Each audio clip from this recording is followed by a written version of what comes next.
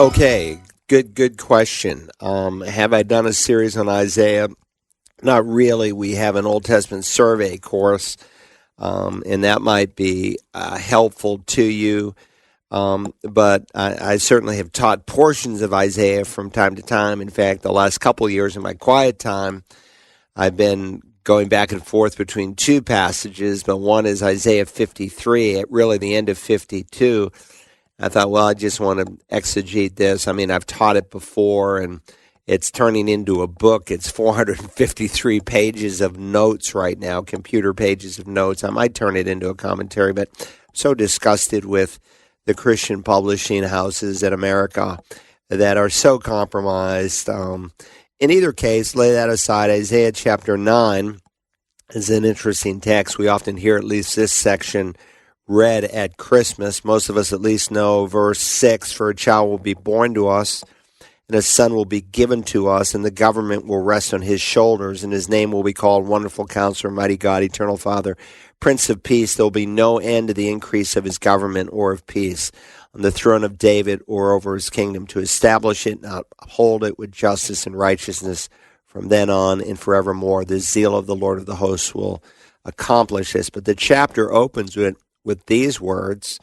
It says, "But there will be no more gloom for her who is in anguish. In earlier times he treated the land of Zebulun and the land of Naphtali with contempt, but later on he shall make it," the land of Zebulun and Naphtali, "glorious by the way of the sea, on the other side of the Jordan, Galilee of the Gentiles." Now the gloom that's being mentioned is unfolded in Isaiah 8. If you remember, because of idolatry, God promised to judge the nation. And he first judges the 10 northern tribes. They were split by this point, if you remember, because of Solomon's compromise. After Solomon's death, God said he'd wait because of the sake of his father David, the special relationship they had. He splits the kingdom, and so when Solomon's son steps up on the throne, Rehoboam, he is unmerciful. He makes the tasks far worse, not judicial in any respect, and the kingdom splits into 10 northern tribes that at that point, where prior the whole 12 tribes were called Israel, now just the 10 northern tribes are typically called Israel, and the 2 southern tribes, Judah and Benjamin, are called Judah after the larger of the 2. So when you read the Old Testament and you read prophets, you want to ask, to whom are they writing? Are they writing to the northern kingdom? Are they writing to the southern kingdom? There's a few that write to both, because if you understand to whom they are writing, it will really help you to understand the book. And so some wrote to the northern kingdom, and God predicted that the Assyrians would come down and attack. And later on, after they're gone, that happens around 722 BC, about 601, it actually in 3 different phases to 589.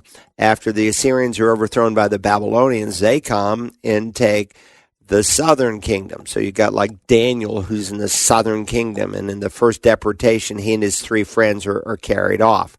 So Isaiah is speaking about gloom and doom concerning the northern kingdom because of their idolatry.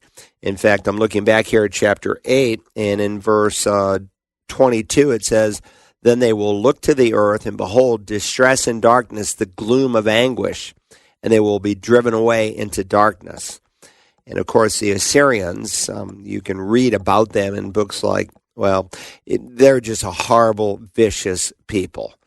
And they treated the people with no mercy. And the first to be attacked were those who are referenced here in the land of Zebulun and the land of Naphtali. And yet the prophet also predicts the people, verse 2 of Isaiah 9, you're questioning the first opening verses, who walk in darkness will see a great light. Those who live in a dark land, the light will shine on them. And again, he's talking about these 2 tribes of the 12 tribes. And you don't have to wonder that, because on occasion God gives divine commentary in the New Testament. So in Matthew chapter 4, Jesus actually quotes the passage that you are referencing. It says, "Now when Jesus heard that John had been taken into custody, he withdrew into Galilee, and leaving Nazareth, he came and settled in Capernaum, which is by the sea in the region of Zebulun and Naphtali. This was to fulfill what was spoken through Isaiah the prophet, the land of Zebulun and the land of Naphtali, or some would say Naphtali, by the way of the sea, beyond the Jordan, Galilee of the Gentiles. So if you remember, in Nazareth, Jesus ministers, he opens the Word of God. The people are just blown away. They're amazed. They're in wonder at the gracious words that fall from his mouth. They love the preacher until the preacher gets too personal. And that's what happens even today. You get a little too personal and they don't like Pastor Carl anymore. But a pastor who's faithful will preach the whole Word of God. And so he ends up, they try to murder him. He leaves there.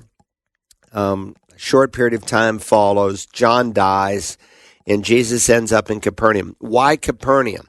Well, it's certainly strategic in terms it's on the a major route that traders would come through that would cover Europe and Asia and other places.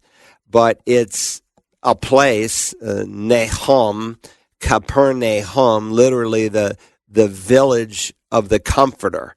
Now, whether he was related to the prophet Nahum, we don't know, but some guy named Nahum, and it's named after him, Capernaum, the village of the Comforter. And Jesus certainly brought comfort to the people who lived in that area. Now, it's important, if you've ever wondered why Jesus chose Capernaum, part of it is based on the prophecy of Isaiah 9. That's the principal reason. The tribes of Zebulun and Naphtali, which again were the first two to be carried off by the Assyrians there in the northern kingdom, they were beaten to a pulp and treated very, very viciously. But God then says in the next verse, no more gloom for her who's in anguish. So Capernaum is not the new home of Christ, and it's called his hometown. So when you think of Jesus, you should think of four places in terms of his earthly ministry: Bethlehem, the house of bread where he is born; Nazareth, Nazir, not by accident, as the prophet Isaiah also underscores, he's raised in Nazareth. His public ministry is in Capernaum. He is crucified, dead, buried, and risen, and ascended into heaven from Jerusalem. And of course, he comes back literally, physically to Jerusalem. But again, the specifics here are so critical because there's no other place that could fit the prophecy of Isaiah. Magdala, that's on the western shores of the Sea of Galilee, but it cannot be said to be beyond or on the other side of the Jordan River. If you look on a map, that's obvious. Chorazin was not by the Sea of Galilee, but it's inland some. Capernaum was the only city that met the criteria that Isaiah the prophet mentions that Jesus could have, in essence, fulfilled this prophecy at. We go to Capernaum when we go to Israel. The trip is over half full now. Excuse me, it's about 60% full. And I suspect will be full in another month or so.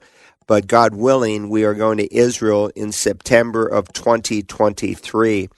And we're going to have an informational meeting that you can live stream if you're listening in another part of the United States on Sunday, February the 5th. Or for those that live locally in Beaufort County or the environs thereof, you could come to the 11 o'clock service on February the 5th. And after the 11 o'clock service, 5 minutes after, we'll do an informational meeting.